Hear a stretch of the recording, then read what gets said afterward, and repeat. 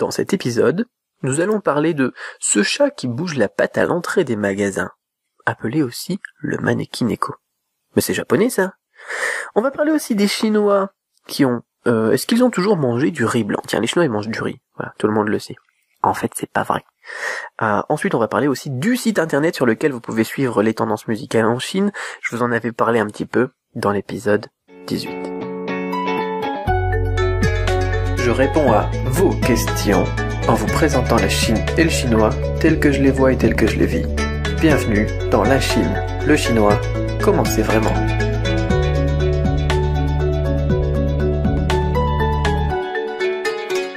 Bonjour, c'est Drigbo et bienvenue dans l'épisode 19 de la Chine, le chinois, comment c'est vraiment, LCCCZV. Alors, généralement je commence avec un truc amusant ou bien je raconte ma vie, donc les épisodes.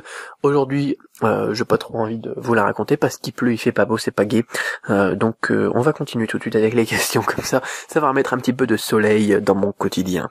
Ouais, super ça, non? Bonjour donc à Guillaume qui m'a envoyé 2 messages, Guillaume. Je vais vous expliquer pourquoi. Qui me dit dans le premier: salut Cédric, merci pour ces podcasts. Quelle est la signification des statuettes représentant les chats levant une patte? Merci d'avance. Donc sous-entendu qui sont par exemple dans les magasins, dans les maisons, etc. Et deuxième message qui me dit, bah tiens, cette question sur les statuettes qui représentaient des chats, j'ai oublié de donner mon prénom, c'est Guillaume. Voilà. Donc ça c'est vraiment merci à Guillaume d'avoir pris le temps de revenir sur la question pour me donner ton prénom, parce que je trouve ça vraiment plus sympa quand il y a les prénoms. Et moi j'adore de répondre à vos questions. Et puis je suis sûr que ça vous fait plaisir aussi d'ailleurs quand je vous cite, quand je vous réponds par votre prénom, donc dans les épisodes. C'est toujours plus gai. Voilà, et en plus j'entends les chasseurs au loin. Il pleut et en plus il y a des chasseurs. J'aime pas les chasseurs. Si vous le saviez pas. Si vous êtes chasseur, prenez-le pas pour vous, hein, mais je vous aime pas. Non, je rigole.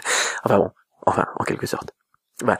Alors, question de Guillaume qui me pose cette question sur les Maneki-Neko. C'est pas chinois. Le Maneki-Neko, ça peut faire les popettes, qu'on appelle en chinois Zhao Cai Mao, qui veut dire chat qui attire la richesse. Donc le Maneki-Neko est un symbole, une statuette japonaise, généralement en céramique, ou bien alors en plastique doré, donc soit il est blanc, soit il est doré. Généralement en Chine, moi je les vois dorés, et au Japon généralement on les voit en céramique blanche. Leur principe, ça vient d'ailleurs d'une expression chinoise à la base par contre, qui dit que le chat qui se gratte l'oreille, c'est-à-dire qu'il attire les invités. En fait, ce geste que le chat fait avec sa patte, c'est le geste qui fait tiens, viens là, viens ici. On a l'impression que c'est un geste qui fait au revoir, parce qu'en chinois, en France pardon, quand on bouge la main comme ça, qu'on la met à gauche ou à droite d'ailleurs de notre tête et qu'on la bouge, eh bien ça veut dire au revoir. Eh bien en Chine et à première vue donc au Japon aussi, ça veut dire viens ici.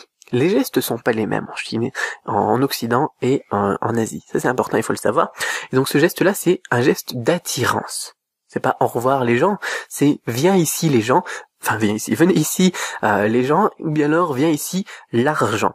Voilà. D'ailleurs il paraît que si c'est la patte gauche c'est l'argent, si c'est la patte droite c'est les visiteurs, ou l'inverse, je sais plus. Donc c'est quelque chose qui est fait pour attirer. Voilà, ce chat qui bouge la patte, eh bien il est là pour attirer donc les clients ou attirer l'argent. Alors, quand il est devant, dans l'aventure d'un magasin, ou quand il est posé à côté de la caisse, eh bien, on comprend donc bien à quoi il sert. Voilà, ce fameux chat qui bouge la patte, donc, dans les magasins. Il sert donc à attirer l'argent, ou attirer les clients. Donc voilà pour la signification. Au final, c'est quelque chose qui est rapporté avec quelque chose que l'on trouve beaucoup en Asie, notamment, et en Chine, ou en Chine du Sud-Est encore plus, ou à Taïwan, on parlait de Taïwan, Hong Kong, les gens sont très superstitieux. Ils aiment beaucoup les symboles, et du coup ce chat qui est là, qui a pour but d'attirer les clients ou l'argent, même s'il vient du Japon, eh bien c'est un symbole, c'est quelque chose, c'est un outil, on va dire, qui du coup n'a pas de mal à se faire une place en Chine. Et pour une fois, parce qu'il y a beaucoup de choses qui vont de la Chine vers le Japon, et l'histoire du Japon vient d'ailleurs notamment de la Chine par le biais de la Corée. Enfin bon, on va pas faire d'histoire, non. Mais pour une fois, on a quelque chose qui vient du Japon et qui va vers la Chine, et c'est donc ce fameux Zhao Cai Mao, qui s'appelle donc en français normalement on l'appelle Maneki-Neko, je suppose, parce que si vous le trouvez sur les marchés, ça va être l'époque des marchés de Noël, vous allez en trouver sur les marchés de Noël, j'en suis sûr. Donc ce fameux donc Maneki-Neko qui a donc un nom japonais. Question de Stéphane qui me dit merci, je suppose parce que j'avais répondu à ces questions l'autre coup, ça devait être dans l'épisode 11, enfin il y a une petite dizaine d'épisodes, qui me dit donc que c'est passionnant. J'ai une question, est-ce que les Chinois ont toujours mangé du riz blanc? Je pense aux Occidents qui mangeaient du pain complet dans l'ancien temps et qui se sont mis à manger du pain blanc pour les raisons de statut social, et encore bravo pour les podcasts. Alors, attention, je suis pas tout à fait d'accord avec cette question, qui me dit que, alors on va parler de l'Occident après et après de la Chine, qui me dit que les Occidentaux les Français pardon, qui se sont mis à manger du pain blanc pour des raisons de statut social. Pas tout à fait. Alors bien évidemment, les Français, ils avaient envie d'acheter du pain blanc. Pourquoi? Parce que à l'époque, en France, le pain, ça coûtait cher. Ça coûtait cher le pain. Et alors, on avait les riches qui mangeaient du pain blanc, du pain à base de farine de froment, du pain propre en tout cas. Et on avait les pauvres qui mangeaient bien du pain noir, du pain dégueulasse, du pain pourri, du pain qui fait mal aux dents ou bien qui les abîme. Voilà. Et donc, quand on a eu la période d'industrialisation, où on a commencé à industrialiser vraiment à la chaîne la conception du pain, et donc ça l'a rendu moins cher et plus accessible, les gens ils se sont précipités effectivement sur le pain blanc. Pas parce que ça donnait un meilleur statut social, peut-être que oui, parce qu'effectivement à la base normalement c'était les riches qui mangeaient du pain blanc. Les gens ils aiment bien manger du foie gras à Noël maintenant, ils aiment bien manger du caviar ou du faux caviar d'ailleurs, des œufs de lompe, parce que voilà. Maintenant c'est industrialisé, c'est plus facile de se le procurer, et du coup on va aller voir un petit peu, on va aller goûter à ce semblant de richesse, à ce semblant d'augmentation du statut social. Voilà. C'est comme les gens qui vont acheter un iPhone. Tiens, moi j'essaye d'en acheter un d'ailleurs. Si vous si vous avez un iPhone d'occasion, faites-moi signe, ça m'intéresse. Voilà. Alors c'est pas pour augmenter mon statut social, c'est parce que j'ai envie de tester pas mal d'applications pour l'apprentissage du chinois notamment, et synchroniser ça avec mon Mac, ça sera toujours mieux que mon Coolpad ici qui foire un petit peu. Alors bon voilà. Voilà, donc les gens ils se sont mis à manger du pain blanc en France parce que c'est pour une raison d'industrialisation. Alors que effectivement du pain complet, c'est meilleur pour la santé. Et d'ailleurs, on va retourner vers ça maintenant, parce que depuis 25-30 ans peut-être, on mange du pain qui est pas du vrai pain. Voilà, on mange plus vraiment du vrai pain en France. Il y a 30 ans, on mangeait du vrai pain. Maintenant, avec l'industrialisation, on a des farines qui sont pas faites pour ce qu'on appelle la panification. On a des pains, en fait, qui sont plus des sucres lents. C'est des sucres rapides, maintenant. Enfin bon, on mange plus du pain, en fait. D'ailleurs, vous le saviez pas. Maintenant, vous le savez. La baguette que vous achetez, c'est pas du vrai pain, c'est pas des sucres lents, c'est pas bon. Voilà. Alors bon, c'est un peu triste, mais c'est comme ça. Et donc, les Chinois, est-ce qu'ils ont toujours mangé du riz blanc? Alors là, ça va être intéressant parce qu'on a deux éléments là-dedans. Est-ce qu'ils ont toujours mangé du riz?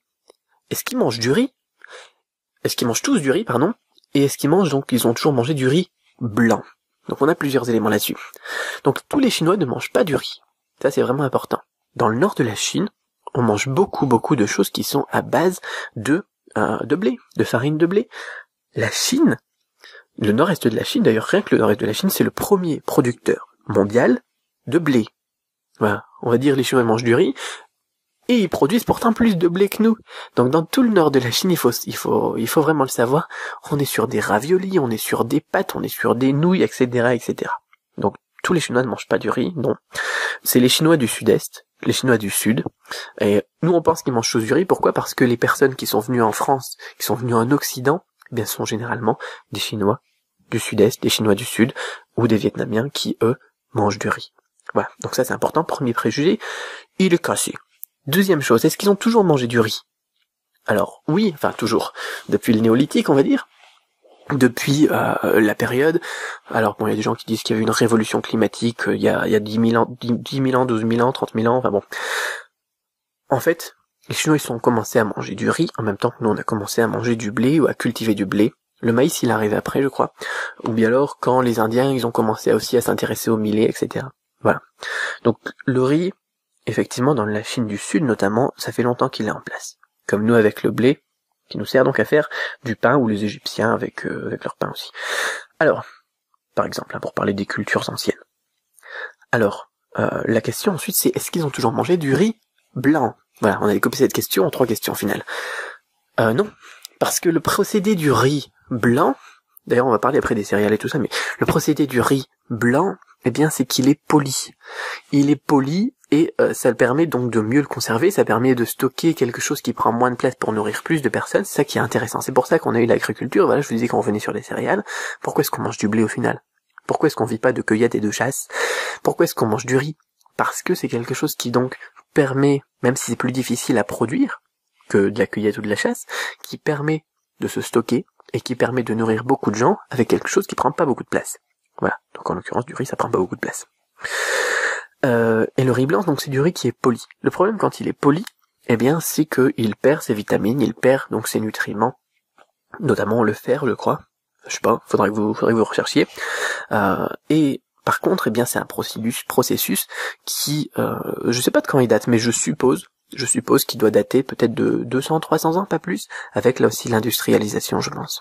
Alors faudrait vérifier, mais je pense qu'à la base on mangeait pas du riz blanc en Chine, et c'est pas un problème donc de raison de statut social, je pense, c'est un problème d'industrialisation. Voilà. Donc je suis pas contre l'industrialisation, la mondialisation et tout ça, c'est quelque chose de très bien, mais il faut savoir aussi les points négatifs. Par exemple, on mange des trucs qui sont plus très bons pour nous.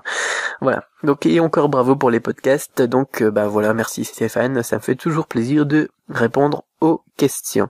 Donc si vous avez des infos sur le riz et l'évolution donc du riz blanc, envoyez-les-moi, mais je suppose que si maintenant on mange du riz blanc, donc du riz qui est poli comme dans le verbe polir, hein, ça doit être à cause de ça.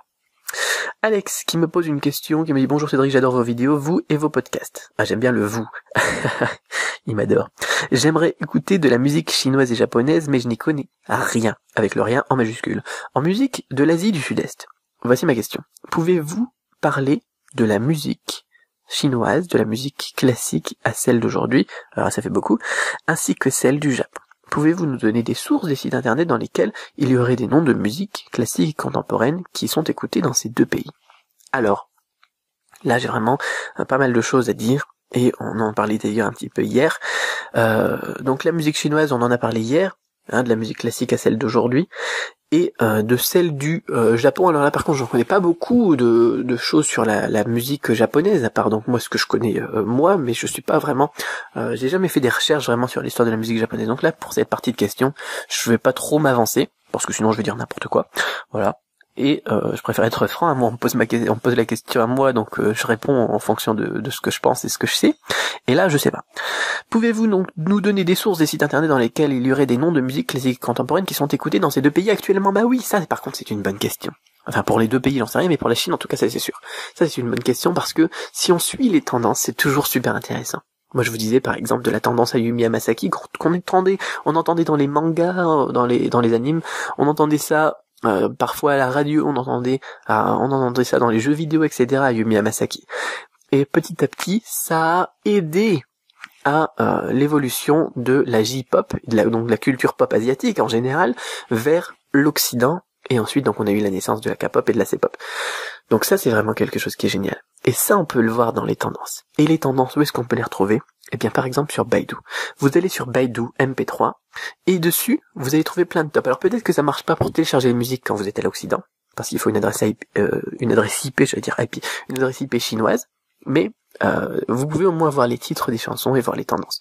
Que ça soit pour la musique classique, que ça soit pour la musique contemporaine, que ça soit pour le top 100, par exemple, des chansons qui sont chantées au karaoké, ou que ça soit le top 100 des dernières sorties, ou bien le top 100 de ce qui est écouté dans la globalité, etc. Vous pouvez trouver tout ça. Alors bien évidemment, ça sera en chinois, mais bon, je suppose que vous êtes peut-être intéressé un petit peu à voir le chinois, vous avez quelques bases, peut-être, j'en sais rien. Ou en tout cas, si vous vous intéressez à la musique, vous avez au moins le nom des groupes que vous connaissez, vous pouvez donc aller creuser un petit peu tout ça. Donc sur Baidu, vous allez sur Baidu, baidu.com, BAIDU.com, qui donc est un moteur de recherche, et vous allez donc sur l'onglet MP3 tout simplement, et ensuite vous allez chercher donc tous ces fameux tops, top téléchargement, donc et top écoute, on peut écouter en streaming aussi sur Baidu, et vous regardez un petit peu ce qui se passe. Voilà. Donc ça vous permettra de vous faire une bonne idée de ce qui se passe, donc comme je le disais, en musique chinoise. Et dessus vous aurez aussi d'ailleurs des idées aussi de ce qui se passe sur musique coréenne et musique japonaise, et ces tops là ils doivent pas être trop loin de ce qui se passe, donc des tendances on va dire en Corée et au Japon, parce que ils suivent ça de très près les Chinois. Ils sont vraiment fans. Donc la culture pop, la musique pop d'ailleurs, en Asie, c'est vraiment quelque chose qui est très suivi par les pays, donc ces pays respectivement, donc la Chine, le Japon et la Corée. Voilà. Vraiment j'aimais bien Ayumi Hamasaki. Si vous connaissez, donc petite dédicace à toutes les personnes qui écoutent ou qui ont écouté un jour Ayumi Hamasaki. Je suis sûr que vous l'avez déjà écouté sans le savoir. Ensuite donc voilà pour ces 3 questions. Donc merci à Guillaume, donc pour le Manekineko, à Stéphane pour cette super question sur. Moi j'aime bien, j'ai trouvé cette question sympa. Donc question de Stéphane sur le riz blanc et la question d'Alex. Posez-moi une question encore, tiens. Posez-moi encore des questions sur du-chinois.com/questions. Je me ferai un plaisir d'y répondre dans un prochain épisode. Et ma question pour vous, avant que je l'oublie, est-ce que vous écoutez de la musique chinoise, vous? Est-ce que vous écoutez de la pop asiatique? Et si oui, qu'écoutez-vous? Et si non, qu'écoutez-vous? Voilà, gardez l'esprit ouvert et ensemble on tue les préjugés. On se retrouve demain pour le 20e épisode. Voilà, déjà 20 épisodes dans la boîte. Enfin, 19, mais demain 20 épisodes dans la boîte. C'est génial, ça me fait plaisir. Allez, à demain. Ah non, pas à demain. Demain c'est dimanche. À lundi.